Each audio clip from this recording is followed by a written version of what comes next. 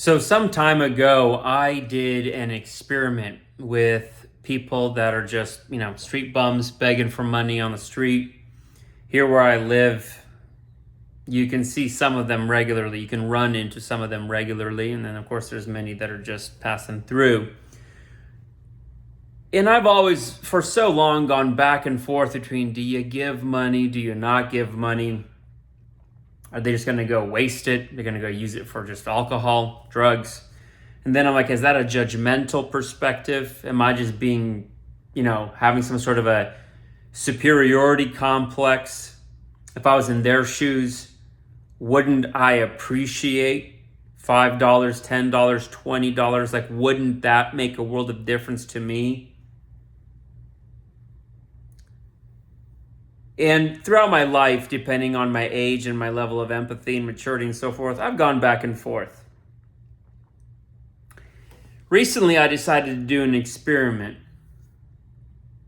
And I decided to adopt this mindset that, you know what? Just give them the money, bless them, give them more money than even what they're asking for. Really help them in that moment. And just trust that it's going to go to something good. I've seen and read a lot of data. I've even heard talking points from guys like Jordan Peterson that talk about how the fastest way to create peace and to lower crime in any area is to improve the economic conditions of the people. In other words, said a little bit more plainly, help people to get money and raise poverty levels or raise people out of poverty levels. And generally, everything quickly improves and poverty goes down because people aren't desperate. So I'm like, okay, And then I saw this data on this study that was talking about getting people as little as $50 or $100, and it was making such a big difference in people's lives. So what I did is I started giving out $50 and $100 bills. I go to the same three to four spots on a regular basis, like most of us do. And anytime I'd have a panhandler or a street bum ask me for money, I would give a $50 bill or $100.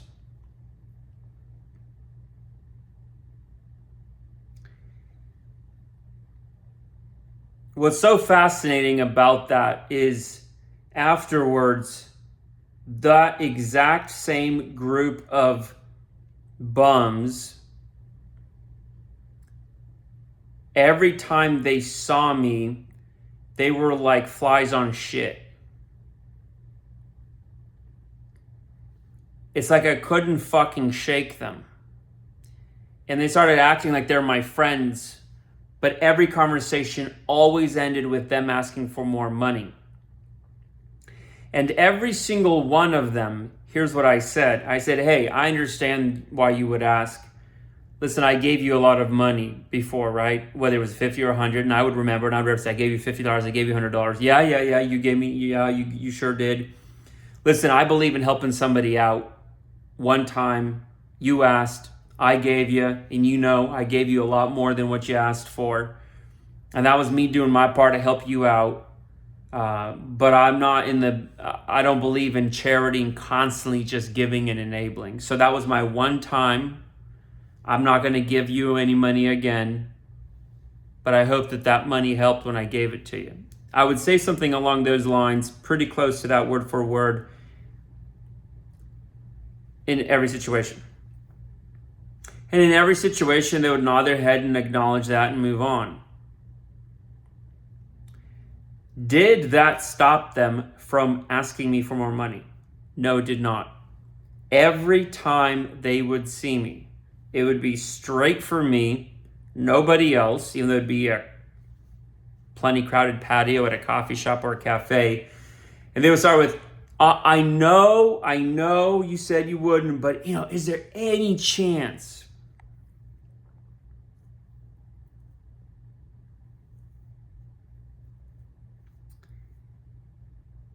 It got to the point where I started getting pissed. I didn't express it to them. In my mind, rationally, I can understand that if you're broke as a joke and you're walking the streets asking for money, and somebody gave you money before and they gave you a $50 or $100 bill, I mean, that motherfucker's the jackpot, right? You got to ask that guy again for money. But nothing changed. And you think like 50 or $100 isn't going to change somebody's life. You don't think anyway. But I read these studies, saw this data, this do-gooder stuff. And I gave this money. Probably gave about $1,000 away. And every single one of them, with the exception of one, was like flies on shit with me afterwards. Even after I said, I only give once. I give a lot, but I give once. That's it. Don't ask me again. They can't help themselves. Because that's their state. That's their state. Right? The one and only exception is when a guy asked me for money and I said, if you want money, I'll give it to you, but you got to earn it. And in the patio that I was sitting, there was a big, large flower bed with a couple of trees in it and some beauty bark, but there was a lot of cigarette butts and trash. And I said, if you go get a bag from inside the cafe and you clean this up, I'll give you $50. He was happy. He did it. I gave him the money. He introduced himself afterwards, shook my hand, and said that he thought I was really cool and appreciated it. I've seen that. I've run by that or run into that guy a couple more times. He's never asked me for money again. I don't know if there's a lesson in there or not. However, here's where I kind of continue the experiment in my own life. It seems to me that a man in need is a man in need. And a man doing the deed is a man doing the deed. In other words, the way Ralph Waldo Emerson said, he who does the thing shall have the power. And sure, because I pay taxes and have a business and dress nice and have a nice home and yada, yada, yada, it's easy for my ego to look down on these street bums. Hey, mister, I know you said, is there any chance, after giving them 50 or $100, which is more than what anybody probably has ever given them in one shot. So it's easy. I recognize, I'm aware that it's easy for my ego to develop some sort of a superiority complex as a reflex and be like, of course, they always need shit. Blah, blah, blah, right? However, I started analyzing my friends. Just looking through my friends, my core circle, my inner circle, the guys I was spending the most amount of time with.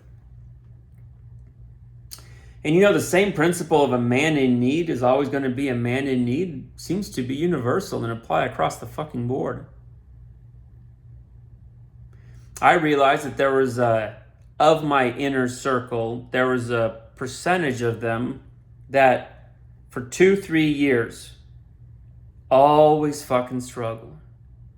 And I've been helping them in large ways and in small ways. And this isn't me just saying I'm a fucking saint. That's not what I'm saying. I'm just saying you're a friend, you want to help a friend, right? Helping financially,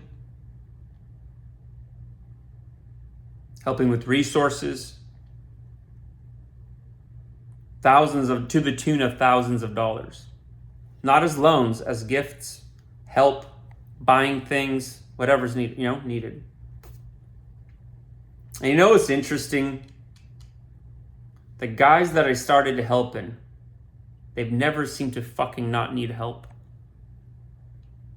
Just like the street bums. They dress nicer. They live in nicer homes. They talk nicer. They don't look like meth heads. They got all their teeth, But at the end of the day, ironically and eerily, the pattern was the same. So I started quietly pulling back and cutting people off. And it wasn't that I even cut people off, it's that I cut off resources. I just cold turkey stopped.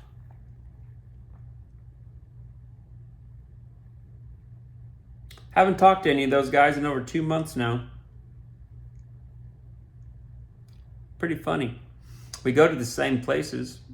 Stop running into them. I've stopped going to those places. In all fairness, I've stopped going to those places as much of late as well, simply because I've been just doing a lot of resetting and retooling in my own life, obviously, right? But I'm like, I can be all elitist and superior about the bums, but fuck, these friends of mine, they're the same. And I also noticed that when I let these people into my life, because I went through some really big social ramping up efforts a few years back and became a lot more social intentionally to build a tribe and a community, just, friends, let a lot of people in. I've noticed ever since I let these people in, this small group of people, I don't know if it's, I'm not of the mindset of blaming others for your results or lack of results. I'm a big, extreme ownership guy, Jocko Willink type of guy. But damned if it isn't right there some data that when these people came into my life and I started having conversations with them, at first trying to help with input and advice and so forth, dang if my own financial cash flow didn't suffer. Interesting. I think it's law number 10 or 11 in the 48 Laws of Power, Robert Greene wrote, he said, avoid the unhappy and the unlucky like the plague. Ironically, that popped up for me, and I read that while I was doing all these experimentations and introspection. I'm like, interesting. Avoid the unhappy and the unlucky like the plague. They will. Their energy will infuse in your energy. Regardless of whether you want to accept it or not, no matter how strong of a person you are, there is some level of osmosis that you are susceptible to always energetically in your environment. People being probably the single biggest factor, What do they say? If you hang out with a bunch of losers, you'll be the next loser, right? If you hang out with a bunch of rich people, you'll be the next rich person. What are other cliches? Show me your 5 closest friends and I'll show you who you are. You know what I mean? All those things, those cliches. They're a cliche for a reason, right? But avoid the unhappy and the unlucky like they're the plague. I looked at these friends of mine that I was always constantly helping in one way or another. And dang if they just weren't unlucky constantly. Just unlucky. Hard working seemed like.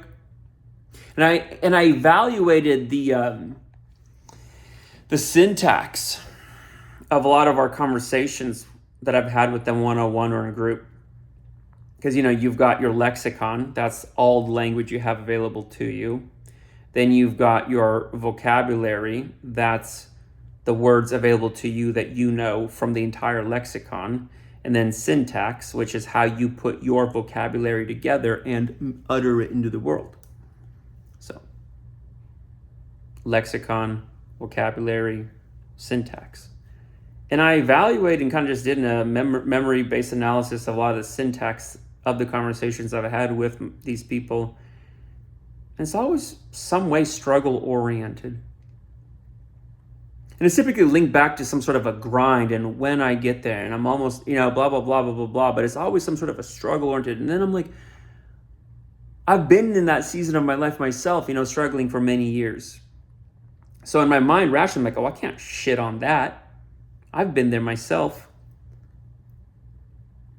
However, I've elevated past that point in my life.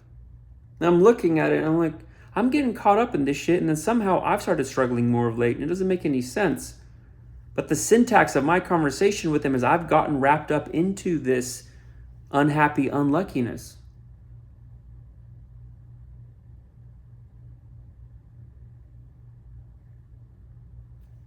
It was fascinating. So all that to say, avoid the unhappy and the unlucky like the plague.